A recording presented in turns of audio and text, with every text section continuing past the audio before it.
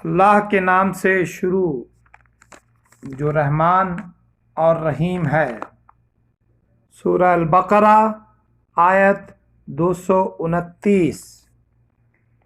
طلاق، اچھائی، عمدگی، چھوڑنا، حلال نہیں، حدود اللہ، ظالم۔ یہ طلاقیں 2 مرتبہ ہیں، پھر یا تو اچھائی سے روکنا یا عمدگی کے ساتھ چھوڑ دینا ہے، اور تمہیں حلال نہیں کہ تم نے انہیں جو دے دیا ہے اس میں سے کچھ بھی لو۔ ہاں، یہ اور بات ہے کہ دونوں کو اللہ کی حدیں قائم رکھ سکنے کا خوف ہو۔ اس لیے اگر تمہیں ڈر ہو کہ یہ دونوں اللہ کی حدیں قائم نہ رکھ سکیں گے تو عورت رہائی پانے کے لیے کچھ دے ڈالے، اس میں دونوں پر گناہ نہیں، یہ اللہ کی حدود ہیں، خبردار ان سے آگے نہ بڑھنا، اور جو لوگ اللہ کی حدوں سے تجاوز کر جائیں وہ ظالم ہیں۔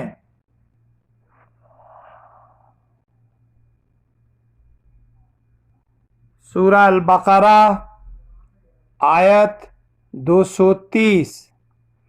طلاق حلال نہیں، عورت دوبارہ میل جول گناہ نہیں، پھر اگر اس کو تیسری بار طلاق دے دے تو اب اس کے لیے حلال نہیں جب تک کہ وہ عورت اس کے سوا دوسرے سے نکاح نہ کرے۔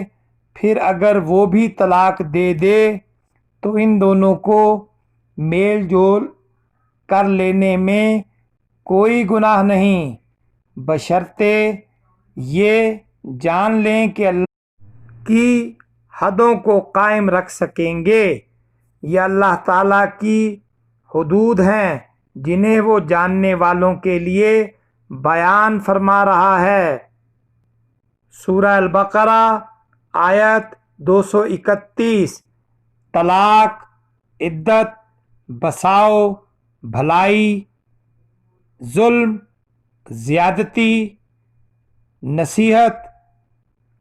جب تم عورتوں کو طلاق دو اور وہ عدت ختم کرنے پر آئیں تو اب انہیں اچھی طرح بساؤ یا بھلائی کے ساتھ الگ کر دو، اور انہیں تکلیف پہنچانے کی غرض سے ظلم و زیادتی کے لیے نہ روکو۔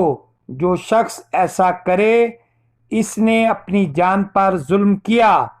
تم اللہ کے احکام کو ہنسی کھیل نہ بناؤ، اور اللہ کا احسان جو تم پر ہے یاد کرو، اور جو کچھ کتاب و حکمت اس نے نازل فرمائی ہے جس سے تمہیں نصیحت کر رہا ہے اسے بھی، اور اللہ تعالیٰ سے ڈرتے رہا کرو، اور جان رکھو کہ اللہ تعالیٰ ہر چیز کو جانتا ہے۔